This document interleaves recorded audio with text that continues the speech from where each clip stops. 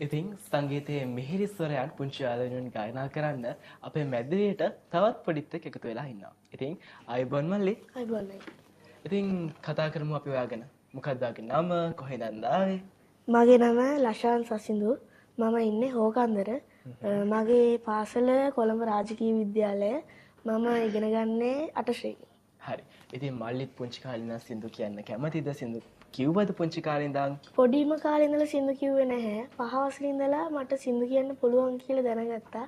ඊට පස්සේ තමයි මම සින්දු කියන්න පටන් ගත්තේ. ඉතින් ඇත්තටම කොහොමද 5 වසරේ සින්දු කියන්න පුළුවන් කියලා දැනගත්තේ? 5 වසරේදී මම සංගීත වැඩසටහන් ගියයි පාසලේ. ඒකෙන් හොඳට කියනවා කියලා ඒ ගුරුතුමිය කියලා ඊට පස්සේ තමයි මම සින්දු කියන්න යමු. හරි. ලෂාන් එහෙනම් අපි මේ වගේ ලස්සන රස සින්දු අහලා මෙමු නේද? හරි.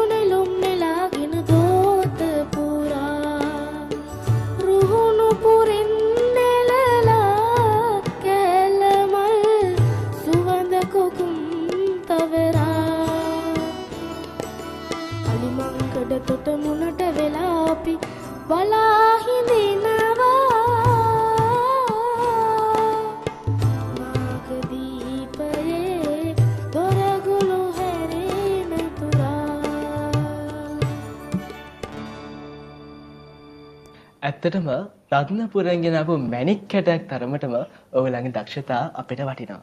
ඉතින් ඔයගලගේ දස්කම් විස්කම් පෙන්වන්න දස්කම් විස්කම් වලට බිහිදොර වෙච්ච කැකුළුක දෙව හැමදාමත් අගේ අදත් වෙන් වෙලා තියෙනවා. ඉතින් මල්ලි ඇත්තටම ඔයා වගේම අද අපි වෙස්රාට ආපු අපේ නංගි ළමයි ලක්කලා අයියලා හැමෝම හරිම දක්ෂයි. ඉතින් ඒගොල්ල හැමෝටම වගේම ඔයාටත් අපි හදවතින්ම සුබ පතනවා ඔයාගේ අනාගතයට. Thank you.